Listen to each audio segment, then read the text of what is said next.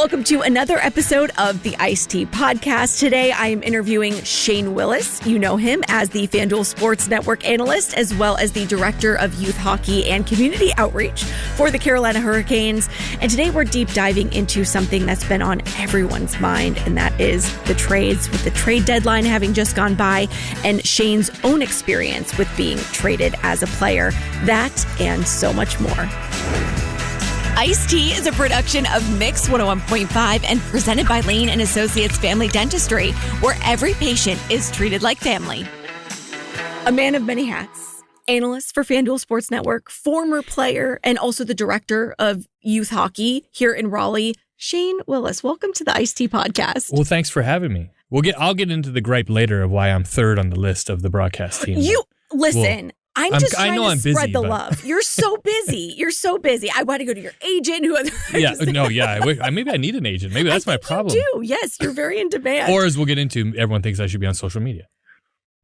It's so funny you say that because that is a question later, but we will dive into that. But I usually start this podcast off by asking, what does a game day look like for you? But I really wanted to dive in first and foremost with a topic that's been on everyone's minds over the past couple months, and that is the trade and the trade deadline and everything that went along with it. But you played for Carolina for 4 seasons, and then you yourself as a player was traded to Tampa. So from a player's perspective, what goes on through a player's mind when they are traded? I think you have two mindsets, really, right? You have a player, and I'll use Marty Necas because that was how the first trade happened, right? Marty Necas for Mikko Rantanen. Marty Necas through the summer, I think was ready to go, was ready to move on from the Hurricanes, feeling a different atmosphere, different team, different setup would help his game. So I think when the trade happened, I think Marty Necas has a smile on his face thinking, this is a new opportunity. This is kind of what I was looking at this summer. Not that he didn't love playing for Rod Brind'Amour and the Carolina Hurricanes, but I think that player's looking at that is, this is now my opportunity in this situation. Okay. On the flip side, for a player like Mikko Rantanen, I see how he was very similar to myself when I was traded. Colorado was his first team, his first love. He was locked in there. And at a moment, he didn't really feel he knew why he was traded. He felt negotiations were going well. In my situations, I had heard rumblings, but at the same time, I felt Carolina was my team. I'm not going to be traded. And then it happens. And there is a huge emotional swing. And Mike and I was with the broadcast team in New York when it happened. And he and I, Mike Maniscalco and I were at dinner and talking about these things. And then as soon as I met Mikko Rantanen, I saw a little bit of myself because he was still in shock. He was upset. Not that he was now a part of the Carolina Hurricanes. Sure. But it's almost like he had left his family. And 100%. His family has traded me. And the first thing he said to media was, I'm still trying to understand. I thought we were very close in negotiations, and now I'm gone. And it wasn't something that he wanted. He didn't want to be traded. And so I think the emotional side of things that fans don't see behind the scenes was very difficult for Mikko Rantanen when he first arrived to put the jersey on for the Carolina Hurricanes and continue to play. Mm-hmm. And continue to play at an elite level and the best he could be for this organization. Now, again, yes, from the fans' perspective, we're looking at this like, how did he not know? Like, how did he not know that this was happening? But also, there's so many people involved in a trade that goes well beyond the player. You have the front office, you have the agent, you have the team.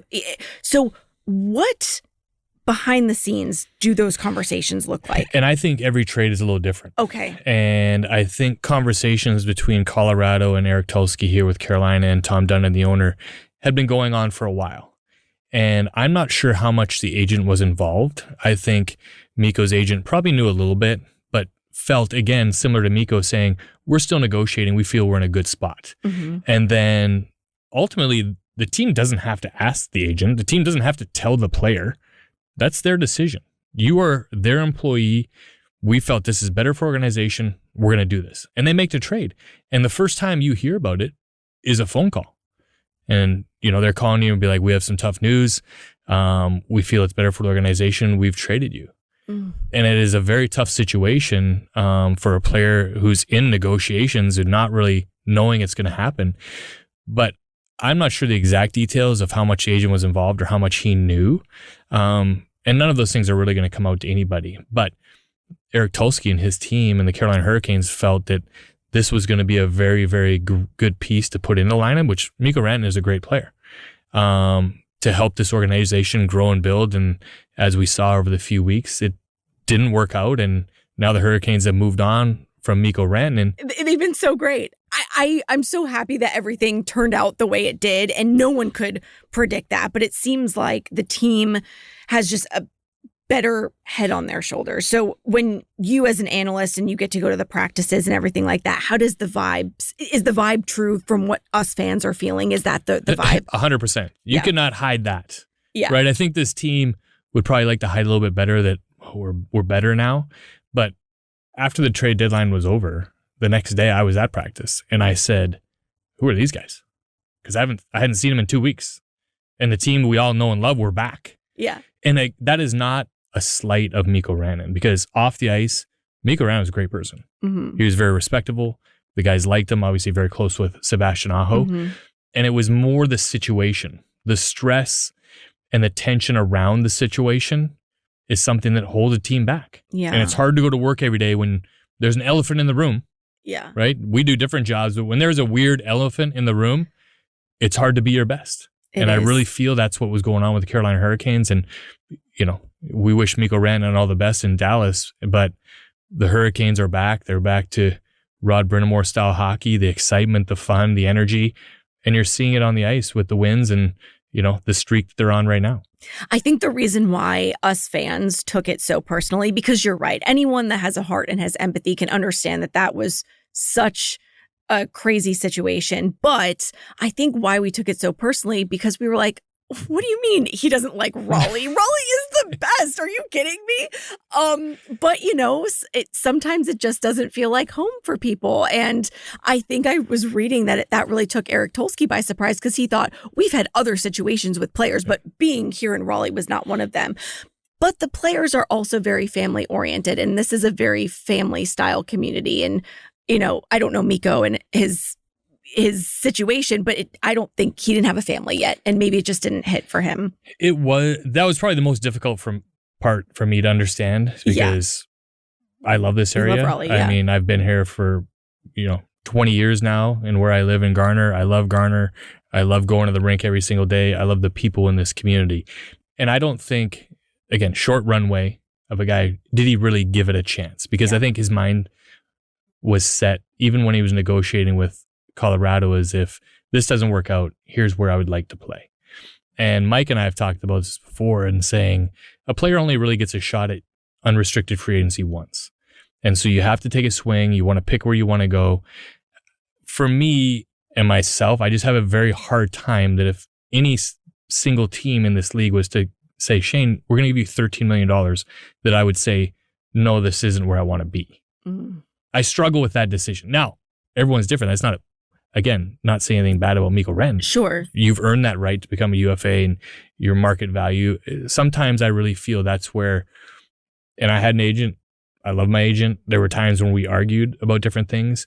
I thought the broadcast team on TNT did a very good job after Biznet and the boys saying, I think Mikko needs to remember that his agent works for him and not the other way around type situations.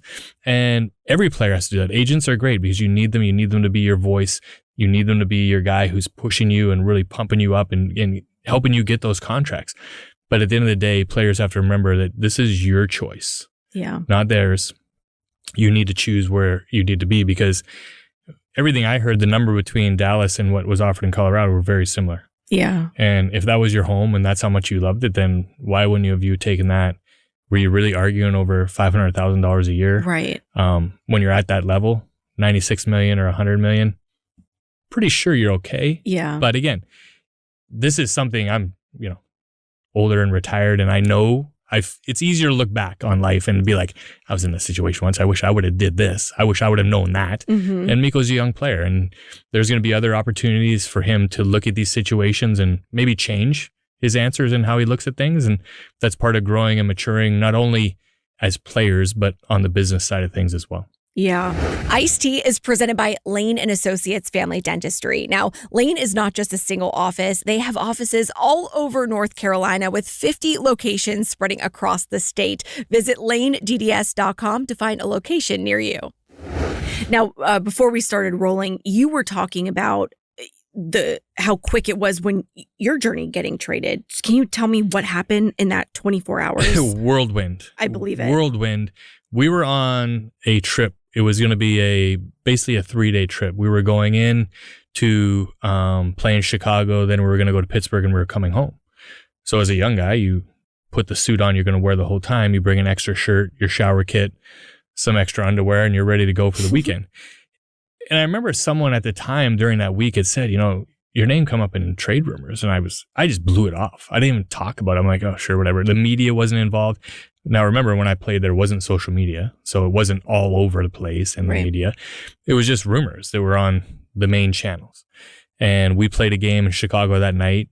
And was I playing my best? No. But that game I played really, really well and felt, I kind of feel the turn back to where I'm supposed to be going. And we walk in the room after the game. I'm undressing and coach comes in. He's like, Shane, I need to talk to you. I was like, oh. So I walked into the coach's room, which was right just around the corner from the locker room, and they shut the door and the assistant general manager was there, Jason Carmanos at the time. And as soon as I walked in, you could feel it in the room. And I just had this feeling, I'm like, I don't have a good feeling about this. And they sat me down. They're like, we feel you're a great player and you've done so many great things for us, but we've traded you to Tampa.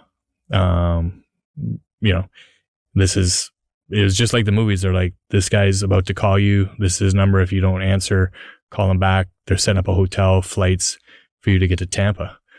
And we shook hands. I walked out to go take a shower. The rest of the boys, rumors started going around. So, you shake hands with your family. I took a shower. Another guy, Chris Dingman, that got traded with me. We took a taxi to the Marriott at the O'Hare Airport. We slept there that night. We took an early flight the next morning to Tampa, skated there, checked into another hotel, went back that night, and we played against the Oilers for the Tampa Bay Lightning. The worst part about everything was I had a suit and one extra shirt. That's all I had. No luggage. And everyone's like, oh, do you go home and pack? I'm like, no. And the schedule rolled on. And at the time, my girlfriend, now my wife at the time, I called her, I'm like, can you come to Tampa soon? And she's like, yeah, sure. Why? I'm like, I have no clothes. And so she went to my house. It was here in Raleigh, packed me a suitcase. This was not like the next day. This was like 3 or 4 days later. Yeah. I went to the mall and bought some clothes. Yeah. And so she came down with a massive suitcase and another suit bag of suits for me to finish off the last month and a half of the season. Shane, I have chills because I cannot talk about whiplash. That is awful. That's awful. But yet, and not only that, but you have to play literally the next day with a group. You don't know their lines. You don't know how they operate. You don't really know. And you're in a whirlwind. After we got off the ice in the morning, it was into the coach's office to watch video. This is our system over and over. This is our power play. You're going to be here. And, the guys are great because you're just guys, right? Sure. But then you're trying to comprehend all that. Then you're going over the boards. You're trying not to piss off the head coach. You just got there making mistakes. And I remember after that game, it was just like, it kind of everything just hit you and you got back to the hotel room and you're like, what just happened? That you bring up a good point though. Is the head coach involved in these trades at all? No. Zero. Well, I say zero. I think it depends on the team. Now, Rod and Eric in our group are very communicative. Okay. And what's going on, different things. And I think general managers are always in conversation with their coach saying, what do you think about this piece? We have an opportunity, and they get their thoughts. Ultimately, I think it's owners and GMs kind of make the final decision on which way it should go. But I think there's more communication between our coach and general manager than some teams. Now, don't get me wrong. I mean, obviously, I love this franchise, but I wasn't a fan back when you were traded only because I didn't even know that the franchise existed. Didn't even know hockey. I was young. Now, I would feel some type of way, like if I were traded, and I would feel betrayed. But yet, you moved back here to Raleigh. So what was the thought process and the journey in that? That was probably an easier decision for me, and it was funny because after I got traded to Tampa, my career was a whirlwind between a different city each and every year because Tampa kept switching their minor league affiliate. So my first year I was sent down. We're in Springfield. Then there was a lockout. Yes. Bouncing around to different city to city. We spent a year over in Switzerland. Oh, jeez. But when my wife was pregnant, when we found out we were pregnant with my daughter, I was playing in Hershey, Pennsylvania. And so playing there for Tampa, we were sharing with Colorado. Funny, we talk about Mikko Rantanen. We split the team with Colorado. And when we'd go on road trips, obviously, if you've been to Hershey, Pennsylvania, it smells great most days. It smells like chocolate, doesn't it? Some days, not every day. You get the other side of chocolate. And there's not a lot to do in Hershey. So if we were going on a road trip, my wife would be like, I'm out of here. I'm going home. She would come home, stay with her family. And home being Raleigh. Home being Raleigh. She was born and raised in Garner. And she came home one trip and I remember calling her and she's like, what do you think about buying a house? And I was like, what do you mean? And she's like, well, I found a house. I kind of really like it and figured we'd be here forever. Now, Southern girls, we briefly maybe talked about Canada, but it didn't last very long with the weather. And she was like, no. And we just knew, and I knew this was going to be home, not only because I played here, but I just love the area. This reminds me of kind of where I grew up. Sure, it's a big city, but it's like a small town too. Yeah. And you can find those small little areas. We've been in our house for 20 years in Garner. Our neighborhood, the people and friends we've met, it's very similar back home because everybody takes care of your neighbor's stuff. If you're leaving town, they're watching your house.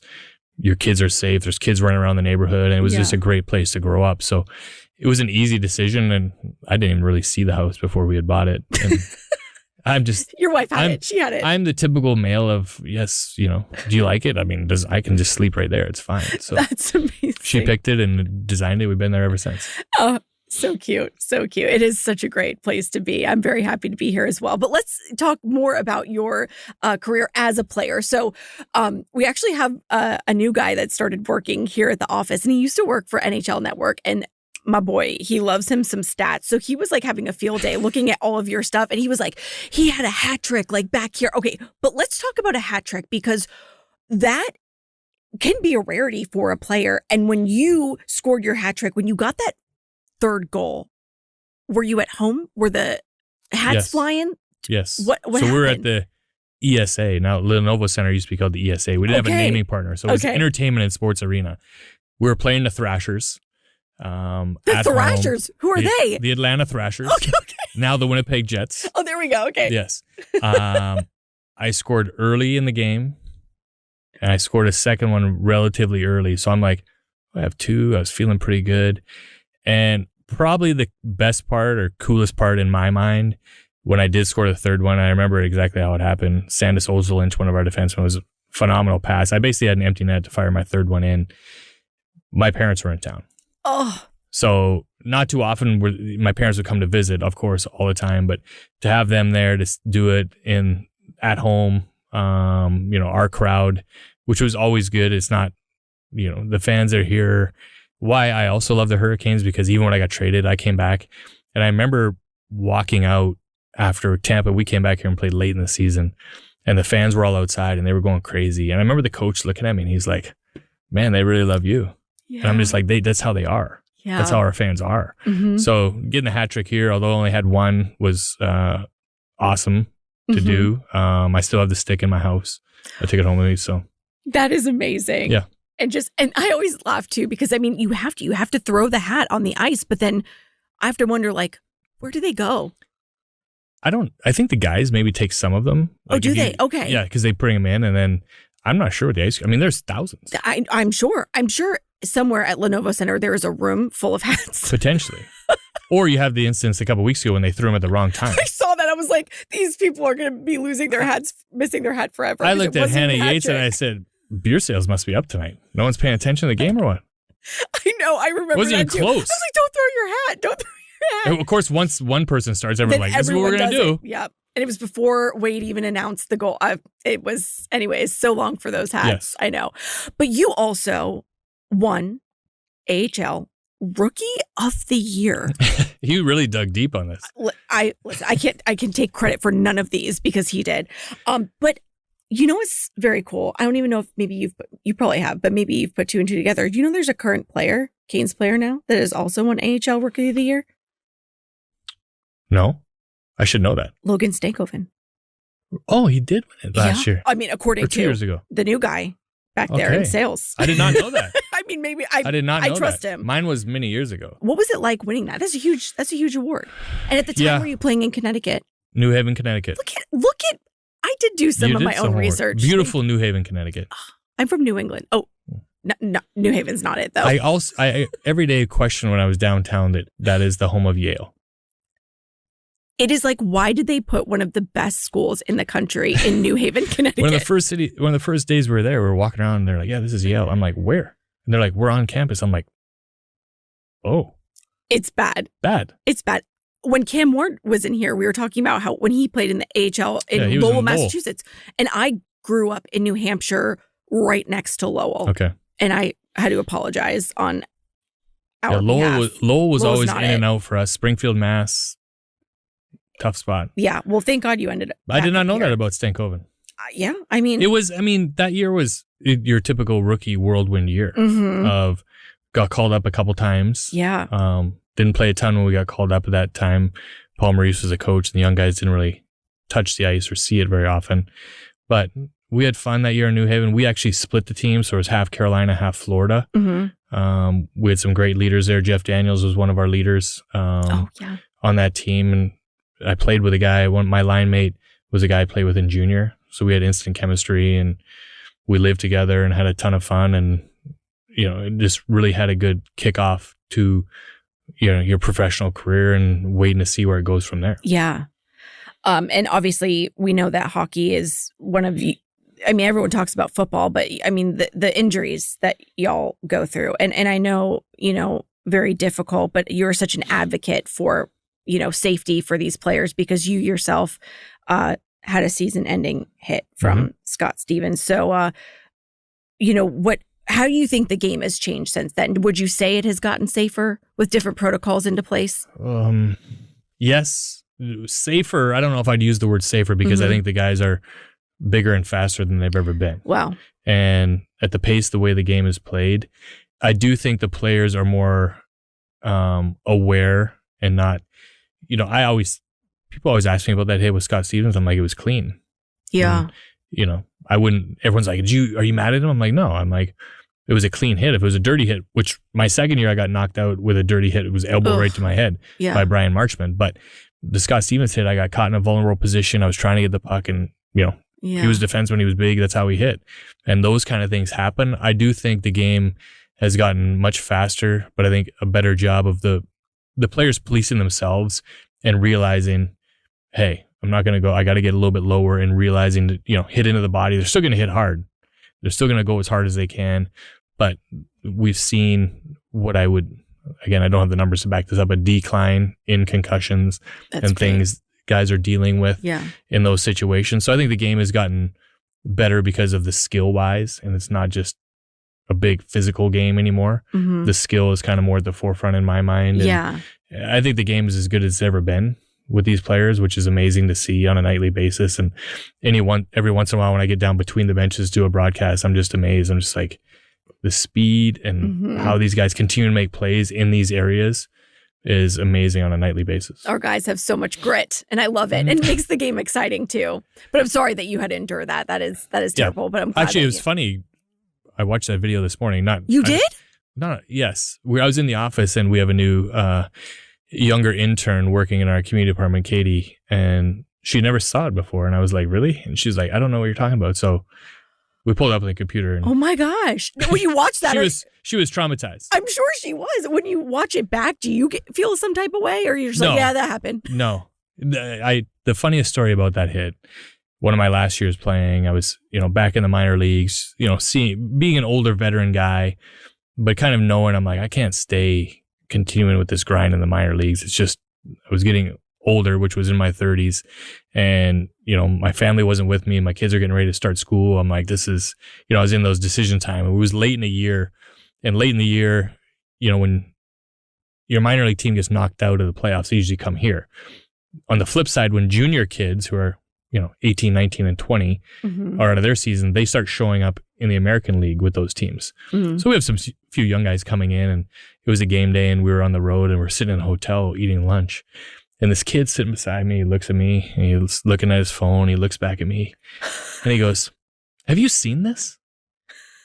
And I go, and there was another older guy at the table, like, snapped. He's like, "Are you serious?" He's like, "You just asked him if he'd seen that?" He's like, "Well, he's like, he's been in the league forever, and you think he's not seen the video of what he was a part of?" And of course, this young kid's now scared to death. He's like, "I'm so sorry. I didn't mean." And I'm like, "You're fine. It's okay." Because you're like the sweetest person ever. But oh my God. You're like, "Yeah, actually, bro, I was there." So. I was there live. I saw it. I saw it come at me. And yeah. Oh my gosh. That is wild. Well, you are just so multi-talented, multifaceted. And I have to know, did you have any like rituals before your game or? Yes. What were they? And my wife used to laugh at me all the time because I would always take a pregame nap and I would always set my alarm to 4:03. Had to be 4:03. It had to be 4:03. Not 2, not 1, not 5. It was 4:03 because I tied the 3 into like I was going to score a hat trick. So it was always a 3. It was always a 3. When I walked into the room, we'd always change out of our suits and put on, with our shorts and t-shirts. I would go to my stall. I would always position my gloves the same way because the trainers would flip your stuff around to let it dry, and I'd go back in and reset it like I wanted to. The palms had to be down. My skates had to be on the floor a certain way. And then, again, staying with number 3, I was always chew 3 pieces of gum and warm up. And then at the same time? Or? Yeah, all at the same time. Okay. I would put 3 pieces together and put it in my mouth. And then during warm up, and I wasn't really a big wrestling guy, which is funny. So, the wrestlers always come in and do their big intros. And so while I was on the ice during warm-ups, there was always a break when, guys are getting pucks out of the net. I would go to the bench and I would first take a drink of water. Then I would fill my mouth with water. Then I would douse my whole head with water because I, of course, had long hair. I was trying to be cool, right? And as I slung my hair back, I would spit the water out like as kind of like I was doing a show. Yeah. And I would start my warm-up. This is on film somewhere. I have to see games this. were not videoed like they used to. Oh my God. It would take some digging on a VHS You might need to grow tape. your hair just so we can get a recreation of this. That's amazing. I did have long hair. Oh, I love Shane with long hair just whipping it back. You got to come by my office one day because I have a hockey card from when I was in Switzerland. Okay, yeah. And I didn't cut my hair the whole year. Oh my God. And I would get hit and I couldn't see. Hair was everywhere. I couldn't see. So was it longer than like Jalen Chatfield's hair? It was about the same as James. Okay, because every picture I see of you online and like in your headshots and everything, you always had short hair. I don't know if I've ever seen long-haired Shane. Like longer like this. That's crazy. Battaglia had long hair down his back. Yeah. But mine was just kind of like shaggy look. When you say, WWE, was there like a song going on in your head as you were, doing this water No, spit not thing? really. Just you were in the moment. Yeah. In the like moment. you were putting on the show. Okay. Well, clearly if you find a video of it, I would die laughing. I'm going to dig, and people watching this are going to dig. Someone has it. I believe they do. If someone has it, I'll be shocked. I'm here for it. Okay, so did you ever see your life going from player to analyst? Or what did you see your life? Absolutely not. But yet here we are. And it's funny because talking with Tripp about this and, before he left John Forsland, they always talked about, we used to love interviewing you because you were outgoing, kind of just talking and saying things. And I don't want to interrupt you, but I will say that when I get the opportunity to chat with you in the second, when you come up, like you just have a way, you are so down to earth. I forget that people are watching us. You are so present and you have such a great way and a digestible way of explaining things. Well, thank you. So thank you. Fans have told me that before, which that's what I love because when I first got involved, I always look at this and they're like, well, how'd you get on TV? I'm like, this is the craziest story ever. So this was during the time, my job is youth hockey, right? Getting more kids playing the game, going to schools, running camps. And I remember being in my office and our name plates are outside of our office. And I said, I should always change mine to the yes guy because I don't think there's anybody who's ever walked in my office and said, could you do this for me? Could you host this event? Can you go here? That I've ever said no. It's always been, sure. What time? And I was sitting there, and this goes back to our Canes Vision crew. Hurricanes aren't very good, so we missed the playoffs.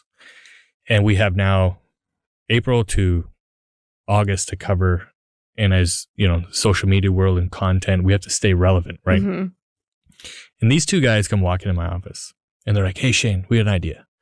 And I was like, what? And they're like, could you do some video stuff for us? I said, sure. What do you want me to do? Like, we don't know, just like funny stuff that we can post. And Fox Sports at the time was the Canes broadcast team. Right. Yes. They had hired Chantel McCabe. So go back 5 people. Chantel McCabe. Interesting story with Chantel. I competed with her in Miss New Hampshire. I know Chantel. Okay. Now we're really down a rabbit hole. Isn't that wild? Yes. I don't know if I knew she was from there. Yes. Yeah. Okay. So they hired Chantel. Mm-hmm. Brand new to hockey. Yeah. Again, me being in the right place at the right time and these crazy videos coming out. Our head of PR at the time, Mike Sunheim, comes downstairs into the Yes office and he goes, hey, you go sit at the desk with Chantel? I'm like, and do what? He goes, like, be on the pregame show. At the time, we didn't have a postgame show. He's like, be on the pregame show. I'm like, and just talk hockey? He's like, yeah. She's like new and we feel, talking with their people, she's struggling a little bit if she has someone to talk to, which I completely understand now being on television. Mm-hmm. And you do an amazing job every night because standing there just talking by yourself is way harder than if you have a friend. Thank you. That's why I love when you're up there with me. Yes. And so I'm like, sure. Well, 10 years later, I'm still doing it. Because you rock at it. You say I rock at it. I think I'm like the kiss of death because I'm going through partners like it's every other year. I'm going through a partner. That's not you. I've lost a lot of people on the way. I've lost a lot of good people. I mean, maybe that position is just cursed, but I now think the curse is broken. Or people move on and that's right. up in their careers, and I just maintain. No. But what brought you back to Raleigh was you working for youth hockey and community outreach, and now you are the director. So we have a fantastic youth hockey program here, and that is much to you and the team. What sets Raleigh apart, and why do you think it's so booming here? Well, I'm lucky enough that a lot of people call me, and I can never take the credit for what youth hockey has done here because it really takes an army of people, and it's not people getting paid. Right. It's dads and moms that are volunteering their time because their kid loves hockey. And you had to really create a structured atmosphere. I think that was something when I came in. Getting more kids playing was the easy part. Right. The game is awesome. And once you get kids involved in the rink, but having organizations in the area and structure to help build that. I learned that more after becoming a parent because before I had kids, you don't really realize what are the real needs of parents. One, they want a schedule. They want organization, they want their kid to be safe, and they want it to be fun. And so when you learn all those things and you're able to put them together, you're going to have natural growth. Now, over the past 7 years, the First Goal program has been a major pulse of the growth of youth hockey here. Putting 700 kids, as we do every single summer, into the sport of hockey at a very low cost has been a huge generation of how many kids we now have playing. Now you have all the numbers, you're starting to see the development of talent. So growing up, I grew up in a small lake town in Alberta, Sylvan Lake, Alberta. Our summer camp ran for 12 weeks. And so when I got old enough, when I was 14, that is where I worked. And so everyone asked me, they're like, you talk to kids and they just are drawn to speaking with you. And my kid, I want to go talk to Coach Shane, and he doesn't talk to anybody. But I learned that at a very young age of growing up. And the first job I had when I was 14, I wasn't old enough to go on the ice. So I had to take care of kids that were sleeping in the dorm. So I hung out with kids all night. And then we put them to bed. We'd do it all over the next day. And then as I got older, I was able to get on the ice and talking and working with kids and working on their skills.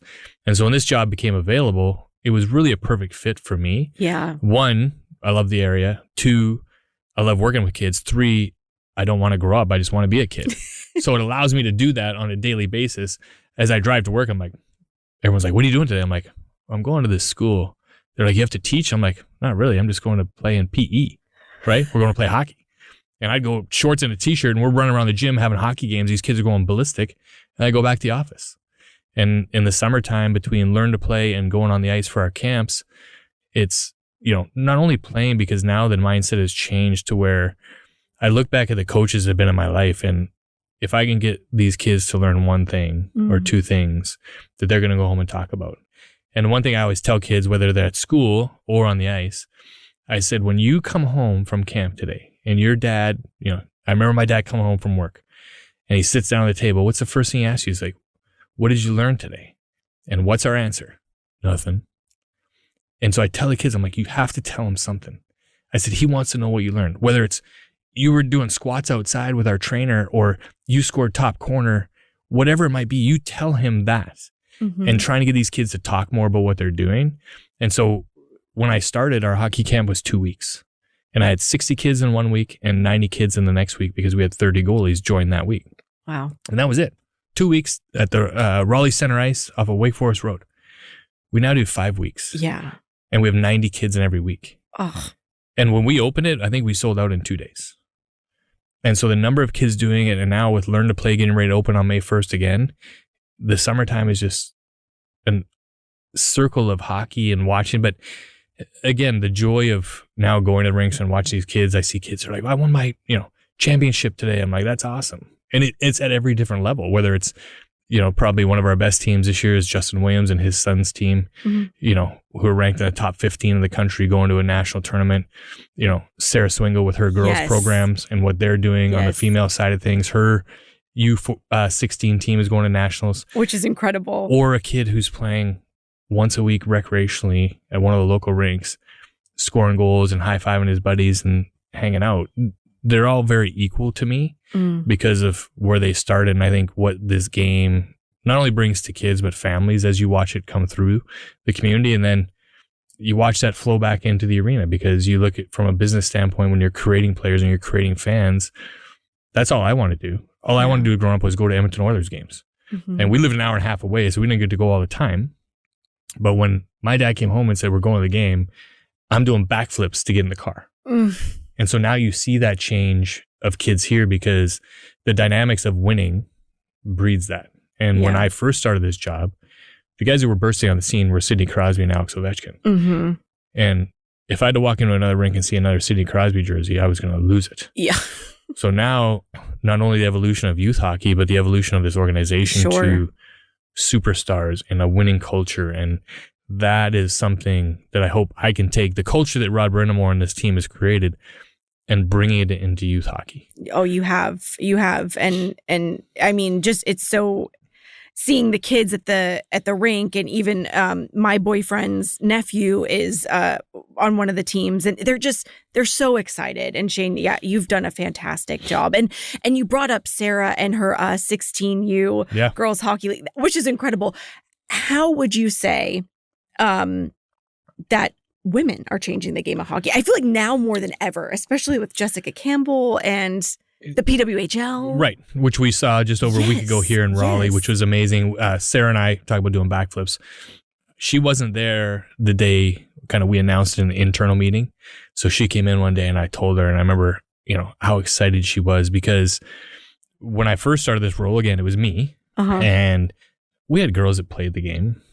And one of the best players we've seen come to this area is a girl, and Mary Derenbacher, who played with my son growing up. And she'll have the pick of any college she wants to go to when she finishes high school. But we talk about representation, right? And how important the PWHL will be to girls and women's hockey. Yeah. And I was always on the ice, and I didn't realize it until I was able to hire our first female, which was Alyssa Gallardi. Yes. Who kind of helped spearhead and start the Junior Hurricanes girls and everyone coming together. But I remember standing there one day and watching her on the ice, and the look of a young girl at her compared to when she was looking at my ugly mug. And talking, not true, but I know what you know what I'm saying.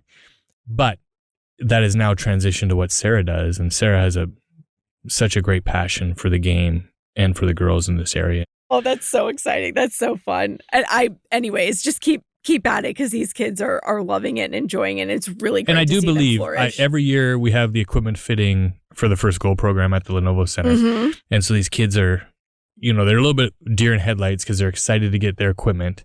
They're in an NHL arena, and they come down, and usually myself and a staff are cutting their sticks and taping them.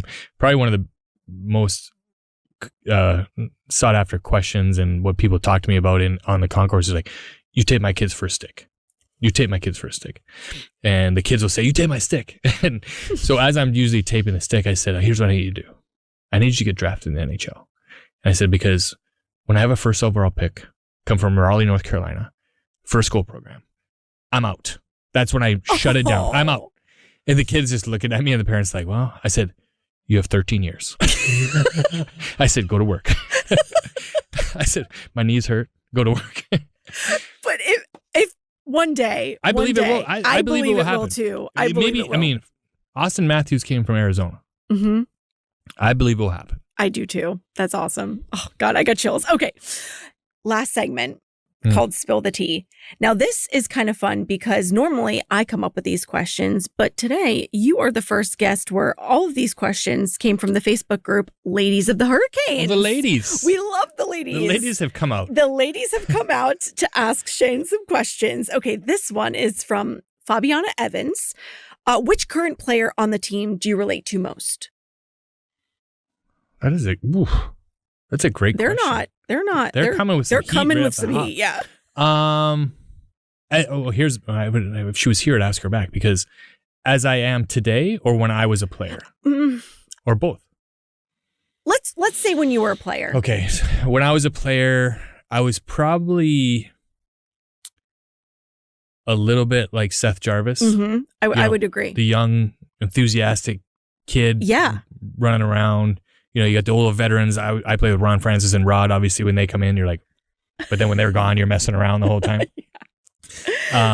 Now, I would probably say I'm more Brent Burns-like. Okay, yeah.